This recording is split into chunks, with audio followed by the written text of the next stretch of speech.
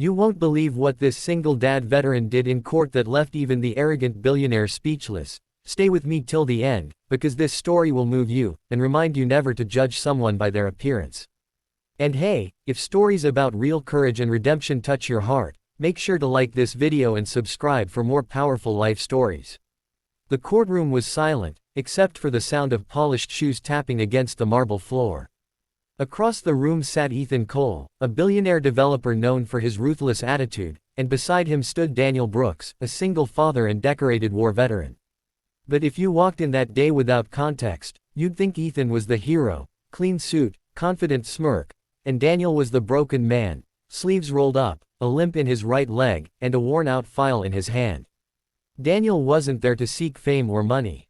He was there to fight for his home, a small, old house on a piece of land that had belonged to his late father, who built it with his own hands after returning from Vietnam. But the land was in the way of Ethan's new luxury project, a modern skyscraper that would add another feather to his billionaire crown. Your Honor, Ethan's lawyer began arrogantly, Mr.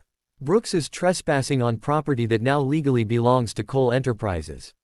He refuses to vacate despite multiple notices.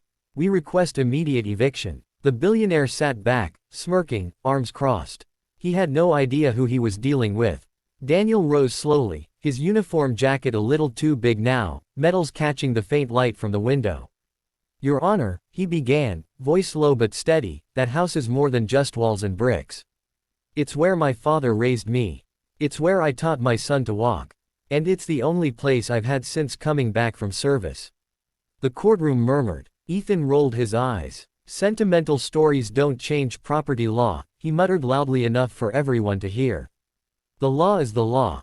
But what happened next would turn everything upside down. The judge, an older woman named Justice Monroe, looked at Daniel thoughtfully.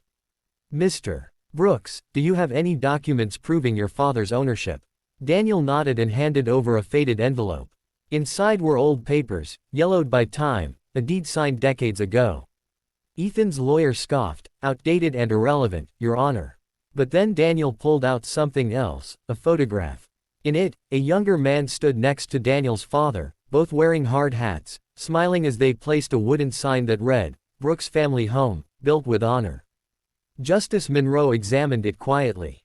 Then Daniel spoke again, his voice trembling slightly. My father built that home with the help of a local community program. It was meant to stay in the family for generations.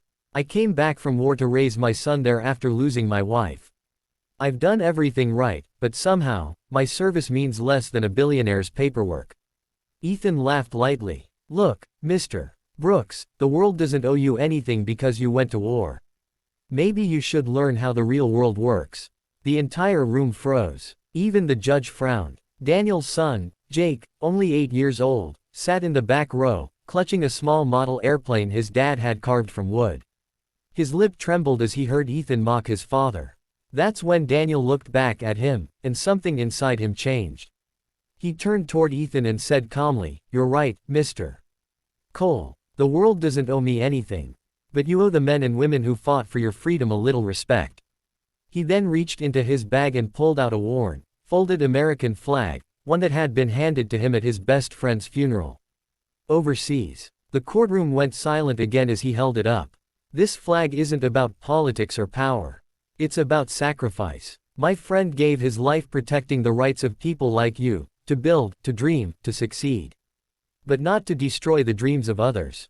Ethan's smirk faltered. For the first time, he had nothing to say.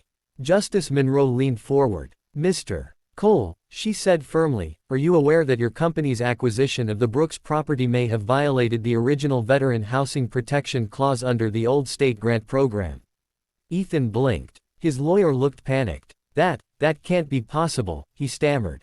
Daniel didn't gloat. He simply stood there, steady and proud. I don't want revenge, he said softly. I just want to keep the home where my family still lives. The judge nodded. Then that's exactly what you'll do.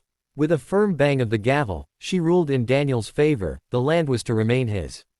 Ethan's company would face an audit for unlawful acquisition practices.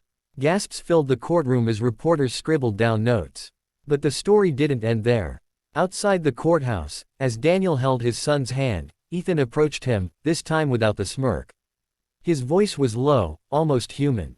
"I didn't know about the clause, or what your family went through." Daniel just nodded. "Most people don't. But you can always choose to learn before you destroy." That day, Ethan did something no one expected. He halted construction on another controversial project nearby and announced the creation of a Veterans Housing Foundation, donating millions to help soldiers transition back into civilian life. When reporters asked him what changed his heart, Ethan simply said, "A man with nothing reminded me what real wealth looks like." Months later, Daniel's little home stood stronger than ever.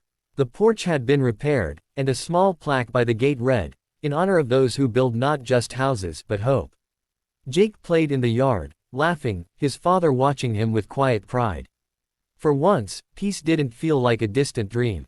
And Ethan Cole. He visited often, not as a billionaire above the law, but as a man learning humility from someone who had already paid life's highest price. If this story touched your heart, don't forget to like this video, subscribe, and share it with someone who needs a reminder that no amount of wealth can buy honor, and no act of kindness ever goes unseen. Because sometimes, the strongest men are the ones who stand quietly for what's right.